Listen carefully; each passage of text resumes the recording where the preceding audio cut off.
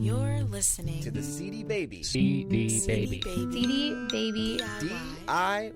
Musician Podcast.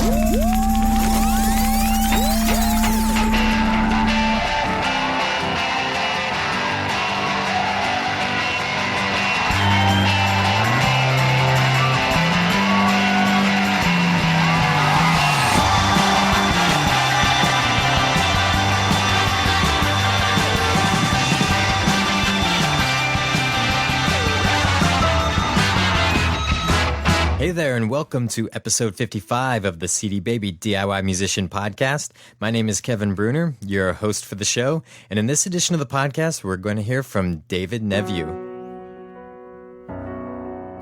David is a solo pianist and has been marketing and selling his music online since the late 90s.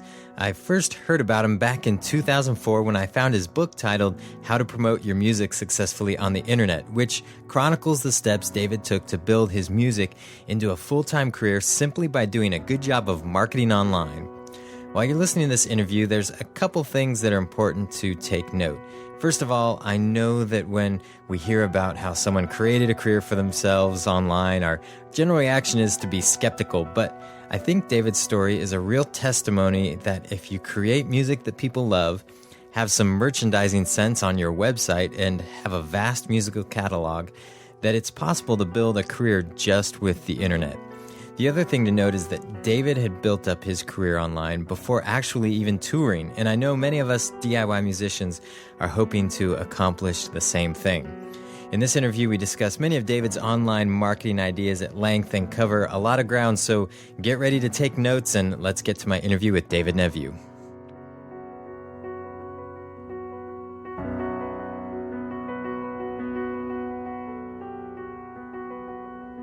Well, David, thanks for being on the podcast.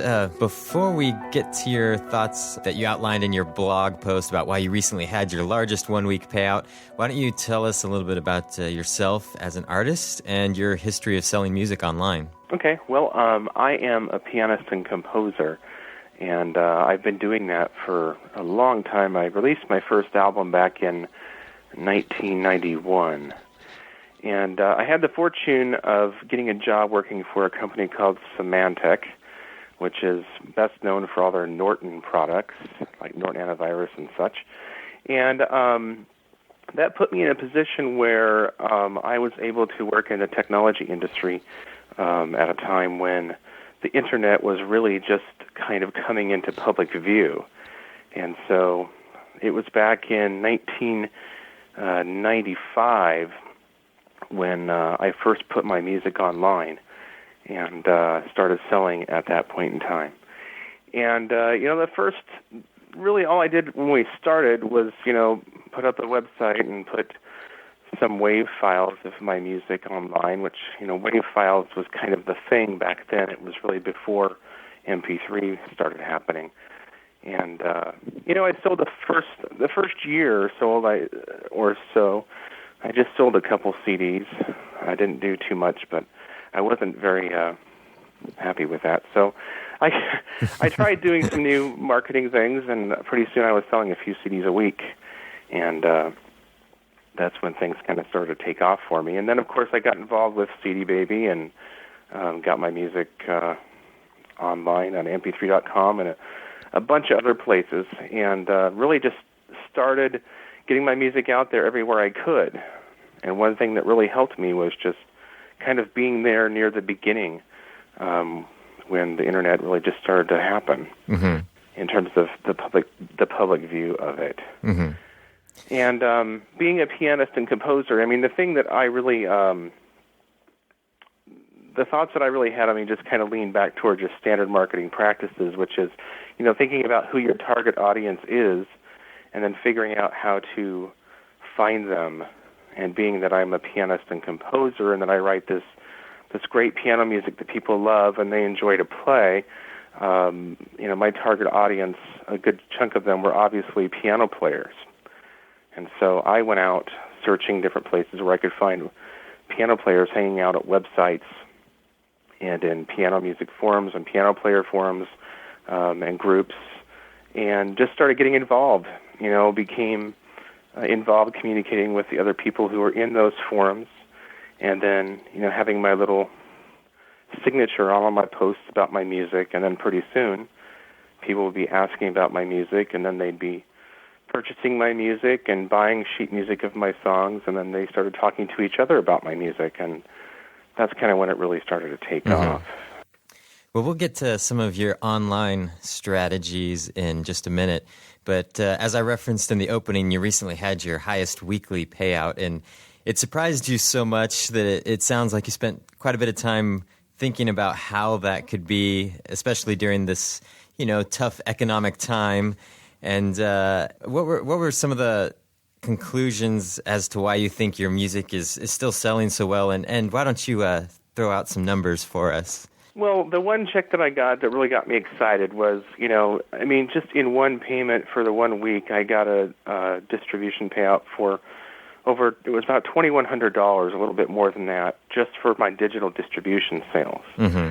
And I, on average, in an average month, I probably do these days around $1,500 total in digital distribution sales. Sometimes it's a little bit more, sometimes a little bit less. It just depends on, when the sales all come in. But this was my biggest, 1 week single payout ever, and I was pretty stoked about that. And it helps.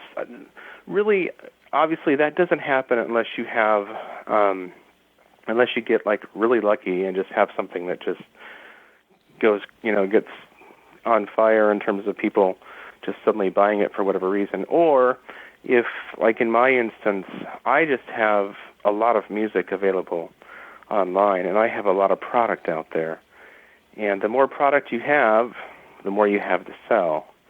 And I think it kind of feeds into just the whole internet marketing thing, because you're creating, when you've got, I don't know how many songs I've got distributed now online, but it's in the neighborhood of probably 150. Mm-hmm. And that's 150 opportunities for people to find my music right there. And initially, when I saw the, I went to look at my statistics, and I wanted to see what my biggest selling songs were, because, one of the things that you always hear is that one of the ways to sell a lot of music in terms of digital distribution is by doing cover songs, because cover songs are usually the best-selling songs because people are searching by song title. Mm-hmm. And so I was really happy to find that of my top 10 selling songs, 6 of those songs were original songs. And my best-selling song is actually an original song. So I was a little bit surprised at that. But I think that, the more music you have, the more opportunity you have for people to find you. And then also, when people find you, if they really love your music, then they have a whole bunch more that they can buy. And that is something that's been great for me as an artist, because it is very common for me to sell multiple CDs at a time when people buy from my website. It's actually pretty rare when people come to my website and only buy one CD. They usually buy at least 3 at a time. That gives you, obviously that's more money. Yeah. And more sales. And then too, I sell sheet music of my individual songs too. And my sheet music sales are very good. And I think that, it all ties in together. The more products you have, the more merchandise that you have that people can purchase. If they find you and discover you and they like your music, they're going to want more. And then if people are excited about your music, then they also tell other people about it, which is also a big key to selling online, is you got to have music that people want to share. Yeah.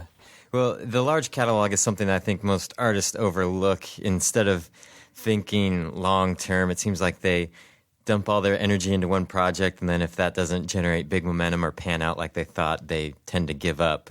And that's what I liked about your story, and seeing how you're selling consistently, and a part of it is because you have that catalog out there, and like you said, that's 150 ways that people can find your music that are out there searching for music, and it doesn't help if you just have one song available. That's exactly right. And one of the, a lot of people, I think musicians are under the mistaken notion that they have to hit it big. Like right now, they have to have some big hit, monumental thing that just hits, and then suddenly they've got all this money coming in. I mean, like I said, I started back online, promoting online back in about 95. And at that point in time when I started, I only had 2 albums. And my first album was only available on cassette at that time, so I had really just 1 CD. And, I didn't start out by spending a lot of money. I mean, really, to promote your stuff online doesn't cost much at all. But I also wasn't making a lot of money when I started out. But, between the online sales that I had and then going out and performing and playing and just taking all that money, everything that I earned, and putting it right back into my music, I was able to create more product. Mm-hmm. So, you have a CD, and you take everything that you make from that and your performances, you just keep saving it up and be diligent to produce that next album. And then the next time when you go out, after you have your next album, you got 2 albums to sell, you're able to make your money twice as fast because now you have 2 times the product. Mm-hmm. And then you invest it again until you get a 3rd album, and then you have 3 times the product. And pretty soon, you get to a point where, now when I release a new CD, it's paid for within about 2 weeks. Wow.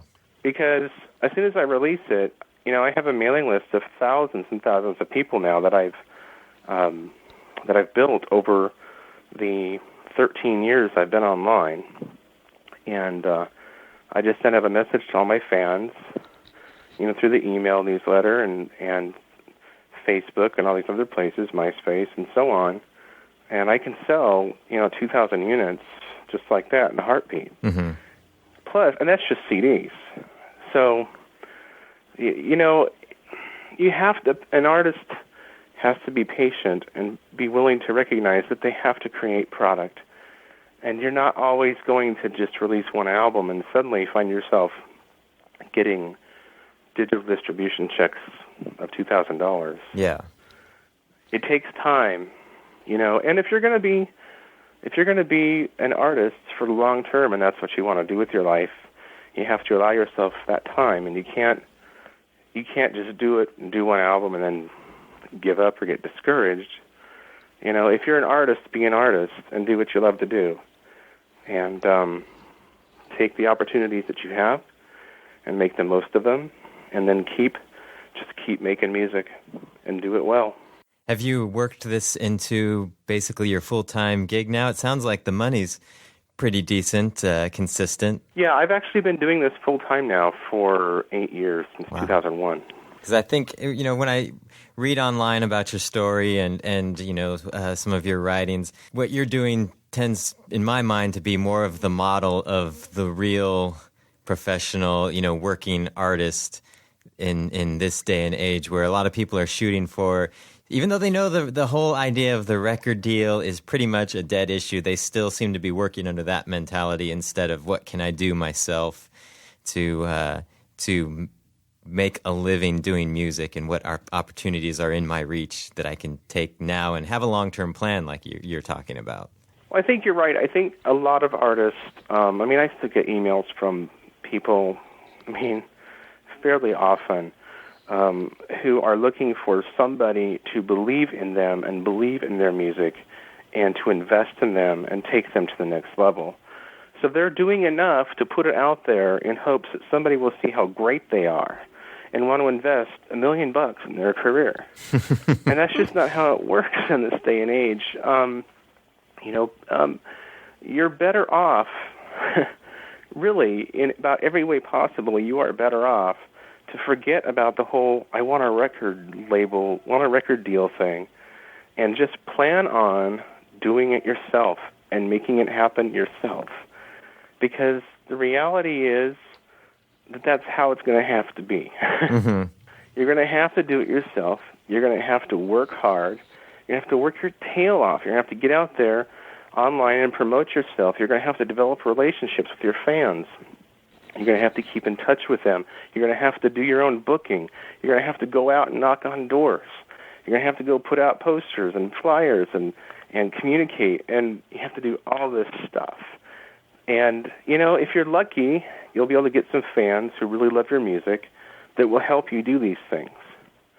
And that makes the job a little easier. Yeah. But you got to do it yourself, and you got to be willing to put in that time, because that's the only way that, short of that lightning bolt striking, that you're going to be able to establish a long-term career doing what you love to do.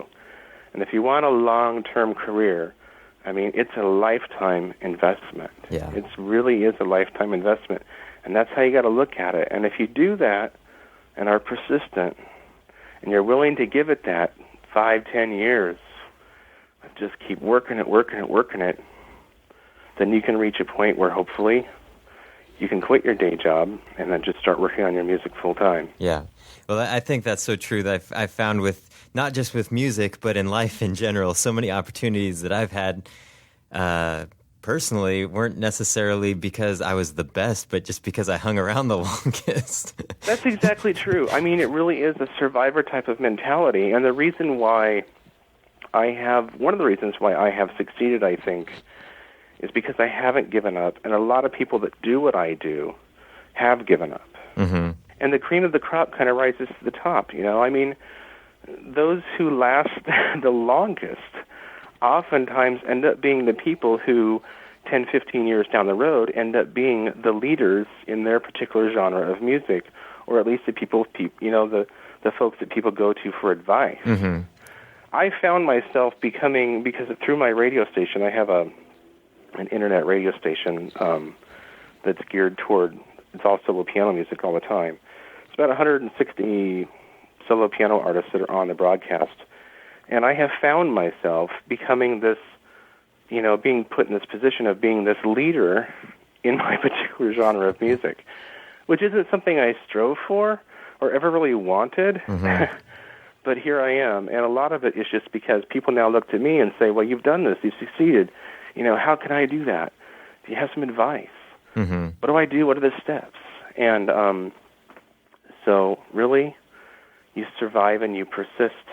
And if you do so long enough, pretty soon other people are looking to you and asking you, how did you do it? How did you make it? How did you get to this point? Yeah, that kind of touches on another thing I was just thinking today on the way to work, was that so much of life and music career and such is just the fact that you've been around and had experiences that other people haven't had the opportunity yet to have those experiences. And so that makes you more valuable as far as, if you're an artist and you have all these experiences, what you've gone through is valuable to other artists, and also it's a whole lot of learning that you've done that other people haven't yet. Exactly. And that knowledge is another thing that gives you opportunity to sell your music, too. Mm-hmm. Yes. So, it all works into the same machine, really. Yeah.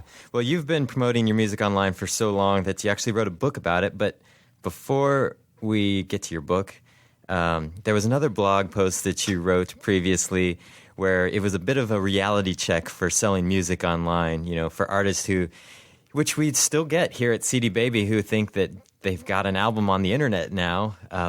Why isn't it selling thousands and thousands of copies just because it's on the internet? And it happens.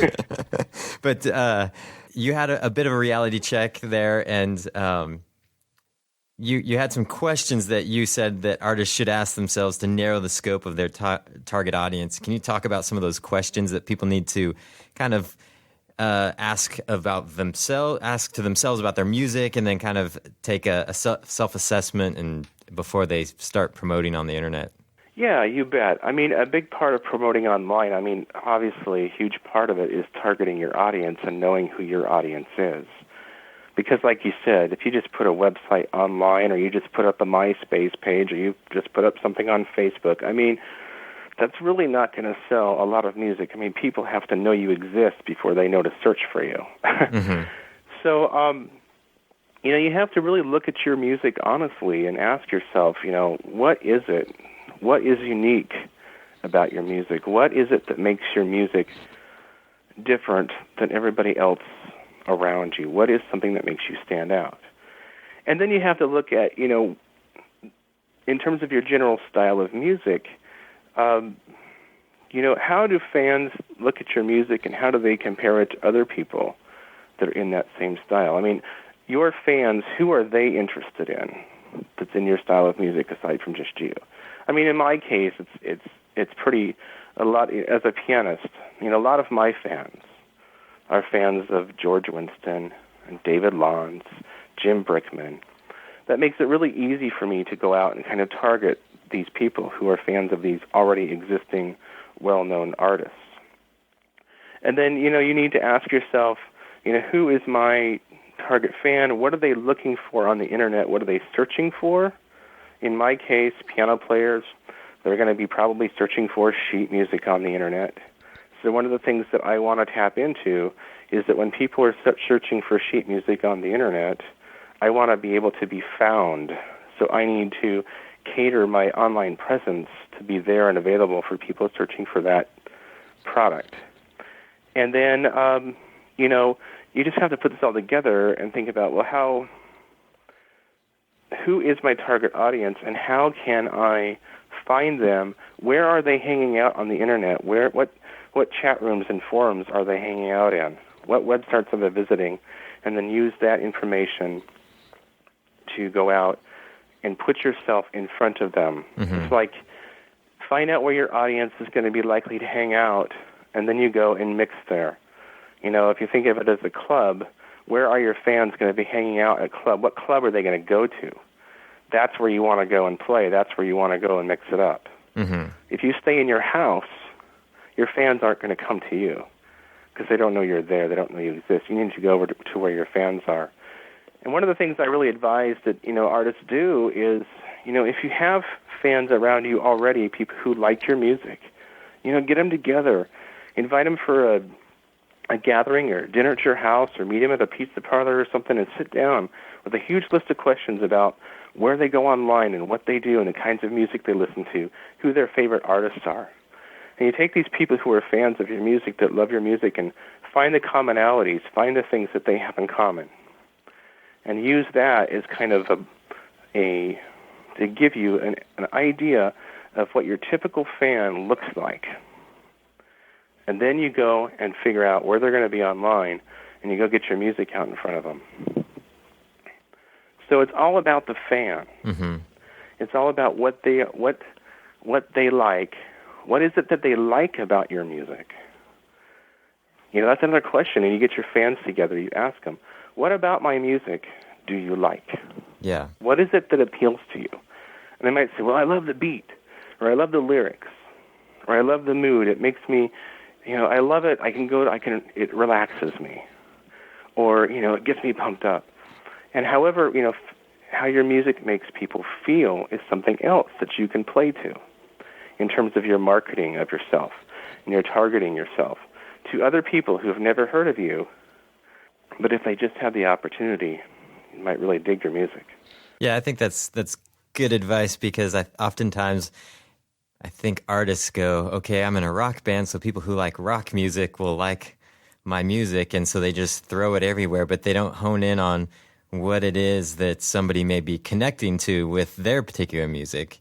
And there may be some opportunities, like you mentioned relaxing. I know that many CD Baby artists have made decent money by going to places that like massage parlors or places where they're trying to relax, create a relaxing environment and have their CDs available and ask them, hey, will you carry my CD? Or someplace like that where they're trying to create some sort of environment and that music fits. And it's not just somebody that's a direct connection to a music fan, Yeah, that's exactly right. I mean, it's the same idea of you just figuring out where the people are that would enjoy your music and what they're already into. Mm-hmm. And that's why bringing your fans, in to talk with them is such a great thing to do. To meet together with them or have a teleconference if it's a national thing, to set up a teleconference where your fans can meet with you online. There's all kinds of places online we can go and set up free phone conferences, mm-hmm. And meet with your fans and have a list of questions that you've got all ready to go. And just sit down and run through them and have a great discussion and find out, what your fans, why they like your music. And what drew them to your music? How did they find your music? These are great questions that will help you to go out and get your music out in front of new people. It's a good idea. Instead of the typical, hey, the band's going to be online, you can ask us questions. Instead, we want to know some stuff from you, so we're interviewing you.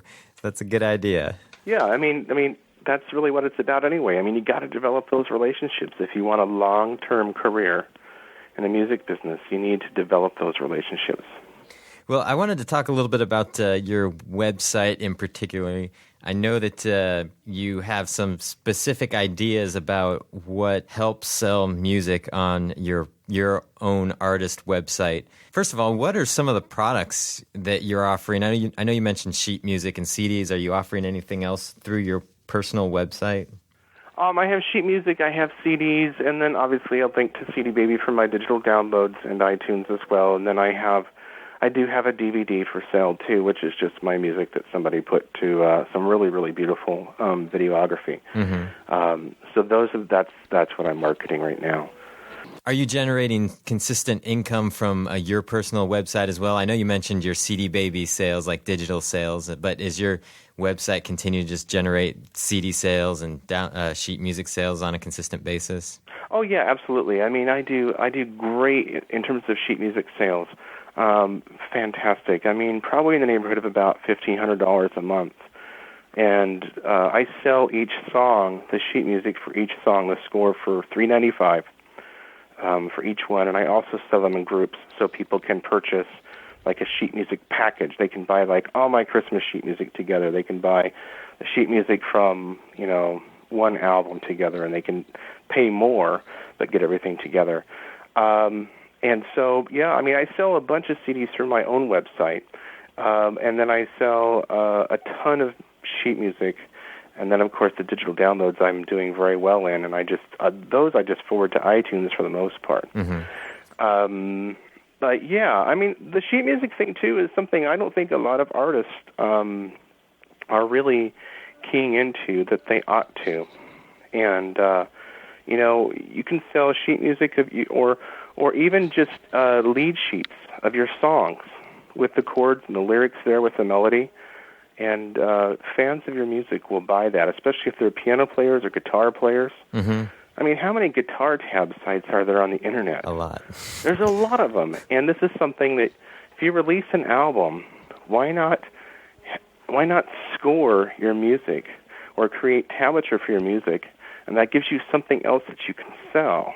And for me, it's great because when I release a CD, let's say I release a CD, it's got 15 songs on it. Okay, well, I can sell that album for $10 as a digital album. I can sell that album for maybe $12, $13 as a CD. But just from sheet music sales, when I sell it $4 a pop for a song, I can get $60 for the sheet music sales from that same CD. Wow. So that's just a huge market. Are you just doing PDFs that they download, or are you actually sending physical sheet music? Nope, it's just downloads. It's just downloads. And then I have some songbooks that I'm working on that I'll actually have for sale here in the next couple months. But I'm just going to sell those at concerts and gigs and stuff. Yeah. What software are you using to generate those lead sheets or sheet music? Or do you have any recommendations? I actually have my music transcribed by a professional because I don't read music myself. Mm-hmm.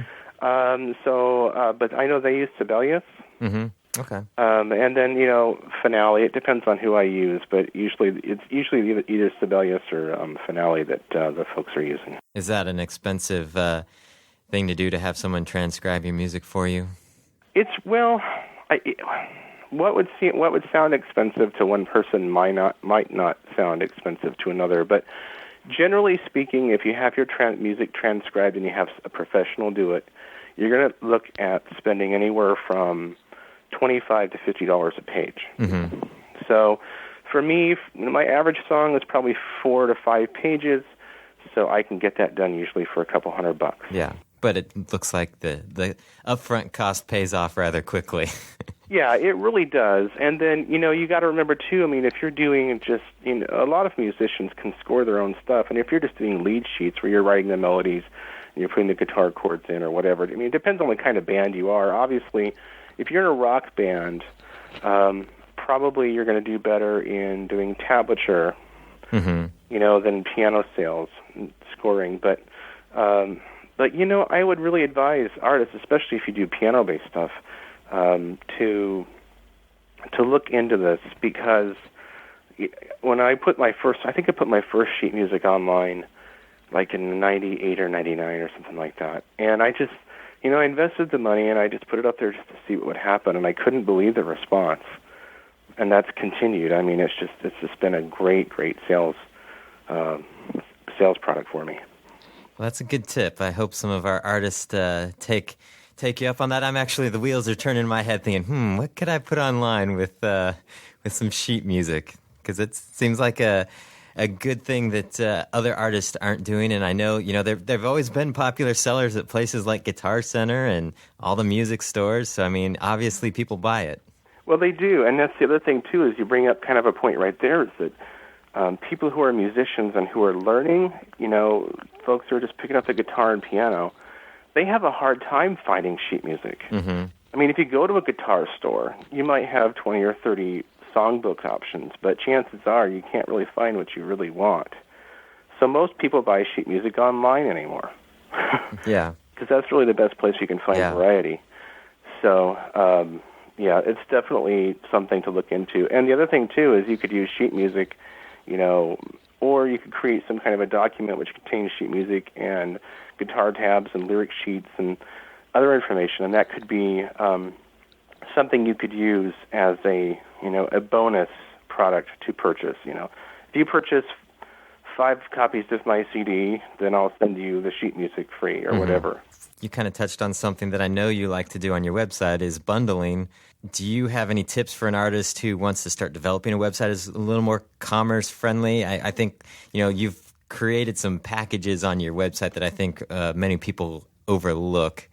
The buy 3 and we'll give you a better price type deal. Yeah, I mean, if you have the product to do it, you definitely ought to be doing it, because that's what people go for. Mm-hmm. I mean, people's attitude, I think, when they get to your website, if they like your music and they know they're going to buy, they're going to say to themselves, well, since I'm here, I might as well go ahead and get 3. Or I can pick up a couple as gifts for my mother-in-law, or whatever. But I mean, like I said, I definitely sell more packages than I do singles. Mm-hmm. And, I have 10 CDs in my discography right now. And it is not uncommon for me to get an order. I mean, I got one just today. Somebody buys the entire discography. But most people will buy 3.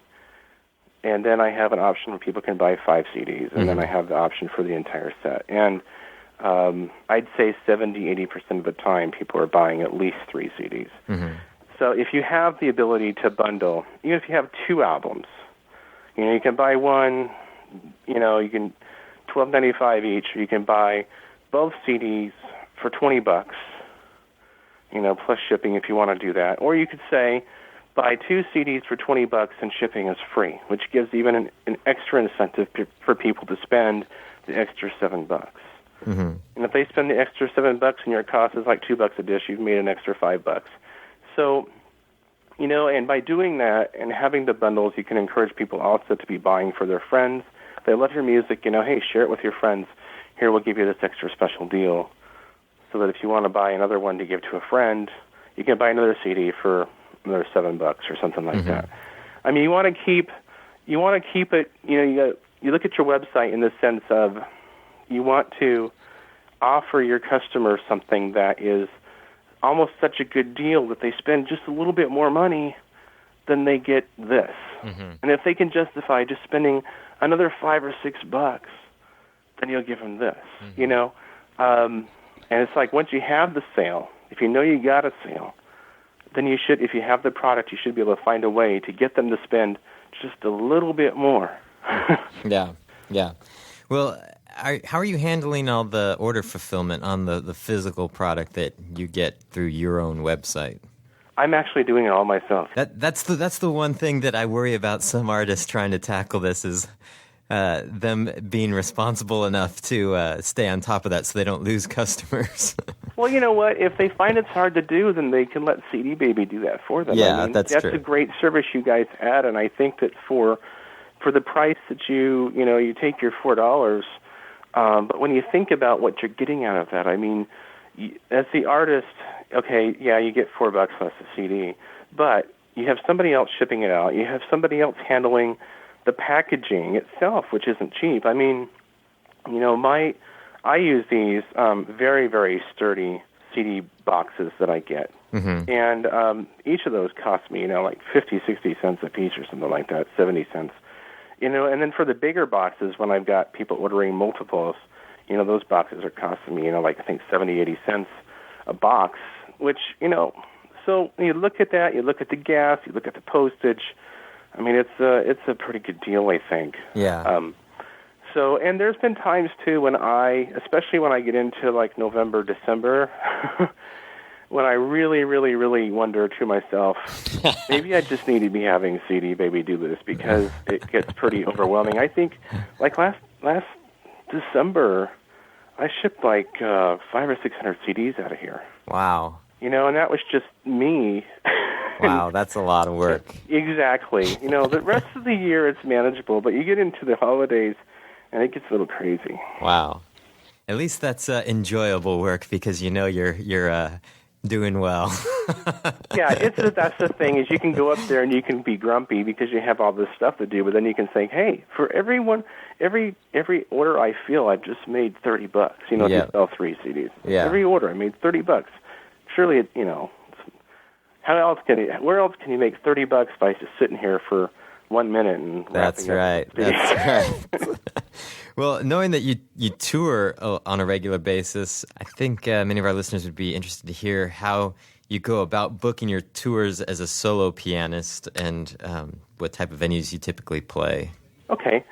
Actually, the touring thing is really cool because it's honestly something I never saw myself doing. I mean, even 5 years ago, I commented to people that I would never tour because I had no desire to. But then... And you were already making your full-time living from music at that point. Right. But, the demand was just there and people were asking. So really what happened was I think it was about 4 years ago, I sent out an email. I had one show out in like St. Louis. Somebody was going to pay me to come out and do a show. So I'm like, okay. So I booked that, and I thought, well, you know what? I'll send an email to my database of people, in Missouri and all the states around that, and just see what happens. And I ended up with 8 bookings. Wow. So it's just like I sent out an email, and then I'm playing all these shows and in people's homes and in churches. And I really do 3 kinds of venues. About half of my concerts are in people's homes. I do lots of house concerts. And then of the other half, they're kind of split 50-50 between playing in churches or playing in venues like piano dealerships. Like I'll go to a Steinway dealer, like a Steinway gallery, and I'll do a concert in their recital hall. Mm-hmm. And it works out fantastic. I mean, right now I charge for performance $500, and that's if I go on tour. Mm-hmm. If I'm on tour, I can book a whole bunch of shows. And I just kind of decide. I tour 3-4 times a year now, and I decide where I want to go. And sometimes that's influenced by where people are asking me to come. And I'll say, okay, I'm going to hit this part of the country, and I'll just send out an email blast to everybody that's on my mailing list that's in those states. And I'll craft an email specifically for them and say, how would you like to have David Nevue come and perform in your home or in your church? Mm-hmm. And I'll say, and I'll give them the spiel and say what it costs, but I'll just tell them, you don't have to have a 9-foot Steinway grand for me to come and play your piano. Mm-hmm. Just have a good piano in working order, have it tuned for me, and I'll come and play in your house, and you can invite all of your friends and family and coworkers. And it's worked out great because house concerts are just incredible. It's so great because you don't have to worry about anything other than showing up. And you show up, and the people who are hosting you, they did all the promotion. They're pulling in their friends and family and coworkers. They're providing all the food. They might even provide you a place to stay that night. You know, so you show up, you play your concert for 2 hours, you make $500 plus all your CD sales. And the average house concert I play at, I'd say we average about 30 people. You know, and at a show where I'm playing for 30 people, I'll sell 30 or 40 CDs. Wow. So I make $500, plus I'll make another $400 or $500 from CD sales. And then after the show, I start seeing all these orders trickling in from the same place. So people are buying more CDs or telling their friends, like, I went to this great concert, got the CD, and they're sharing it. And then I start the digital sales and the sheet music sales. So for every concert I do that's a house concert, you know, it creates like this boom in that area of sales. And then, you know, the same thing is true at churches. To some degree, churches will promote a show. If you're and for me, what I do is faith-based, so a lot of my music is really applicable. I have an album of hymns, and so I'll play some hymns and mix it up with my own music and share my testimony and so on. You know, and churches love that, and they'll bring me in for that, and, you know, that's good too. And then you go and play at a Steinway gallery, for example, or at a Yamaha dealer, in my case. It's a great opportunity to sell sheet music. So I'll have, like, you know, my sheet music, some of my favorite songs that I play, and I print them out. I just have Kinko's run a bunch of sheet music out for me, and I, you know, put them together in nice little bundles, and I can sell them at the concert. And the concerts, I'll just sell each song sheet music for like $5. You know, and all it is the sheet music printed out on nice paper. Yeah. And then I just paper clip it together, and people buy it. Wow. And so, you know, it's great, and house concerts are amazing. The setup is easy. I mean, even if you're a band, you can just go into someone's house and, you know, pull out your acoustic guitars, and you don't have to have a great, huge setup. Yeah. We actually interviewed somebody a while back for the podcast about house concerts, and yeah, they're definitely worth looking into for the touring artist, because they're definitely a good way to build strong connections with fans in that intimate setting. Yeah, and if you can book, I mean, like, you know, usually when I go on tour, I'll book at least 6-8 shows over a 2-week period. I did one 3-week period recently where I had like 19 shows in 22 days or something like that I had booked just from my mailing list, and you can make some pretty good money. Yeah, sounds like it. Yeah. Thinking about it myself. How do I do this? I was curious to see if you had been touring before you started your website, but it looks like the website and online promotions really did fuel your touring, and as opposed to, you know, getting out there and touring and driving traffic to your website. So I think that's pretty interesting. Yeah, it's really true. I mean, when I started online, I wasn't really performing much at all. I would just perform maybe a couple of times a year at, you know, or this or that, or I'd play some shows around Christmas time, that kind of thing, and that was pretty much it. And definitely the web stuff is, and the demand from fans I've made online have been, that's what's driven it for sure. Well, before we go, why don't you tell us a little bit about the book you wrote, because you wrote down a lot of your experiences and things you learned from promoting music on the web and put it into a book that people can get. Why don't you tell us a little bit about that? Sure. Well, the book is called, appropriately, How to Promote Your Music Successfully on the Internet. And I published the first edition of that back in 1997. So I really did it when I very first started. After I'd gone a couple years, and I got to a point where I was selling a few CDs a week from my website. That's kind of what motivated me to start the book, not only for other people, but just for myself, because I had tried so many different things, and I wanted to have a written record of what I was doing, something that I could refer to, because, you know, the Internet is just mind-boggling. There's so much out there. It's very overwhelming. And so I wanted to create kind of just a compendium of everything that I had learned and found. And that has grown over the years, and with the exception of last year, because I was so busy on the road, but with the exception of last year, I've released a new edition of my book every year. The most recent edition is the April 2007 edition, and I'm working on the 2009 edition right now, which I hope to have out this summer. But it's called, again, How to Promote Your Music Successfully on the Internet, and really it just is kind of a how-to guide, a step-by-step. Here's what you do, here's where you go, here's what you got to think about to sell music and to be successful at it. Here's how to set up your website in such a way that you're actually going to sell something. Here are your considerations. Here's where you can go online to target your fans and find fans. And really the object of the book is just to make it easier for somebody else who's just starting out, to give them just some idea of what to do other than just putting a website online. Yeah. And they can, if you want to read about that, you can just go to promoteyourmusic.com.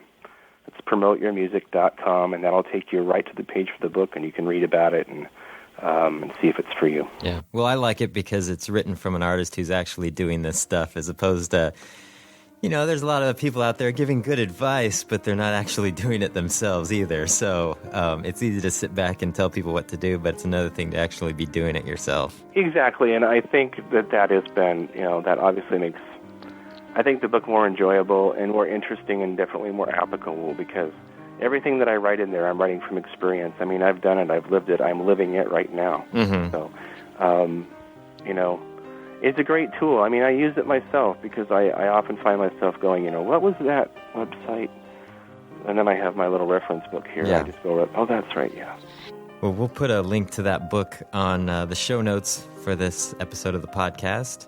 And we'll also put a link to your personal website as well. So we appreciate you coming on the podcast and sharing your experiences and insights with us. And I know it'll be probably a quick favorite for people. So I appreciate you taking the time out of your day to be here.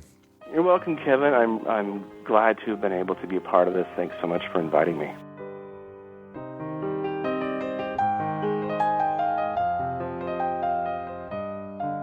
If you're interested in checking out David's website and his ebook, I'll put links in the show notes for this episode that can be found at cdbabypodcast.com. If you've had some success marketing your music through the internet or want to weigh in on what David had to say, there are a couple ways in which you can do so. First, you can call our listener line at 206-426-5683 or email us at info@cdbabypodcast.com or just leave a comment on the podcast website. It's always a lot more fun when we interact, so I would encourage you to participate and join in on the conversation.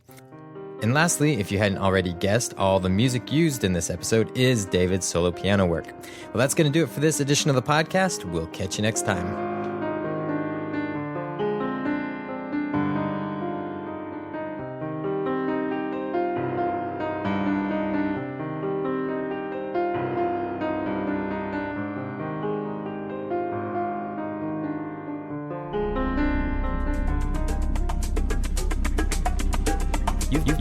You've been listening to the CD Baby DIY Musician Podcast, broadcasting from Portland, Oregon, USA.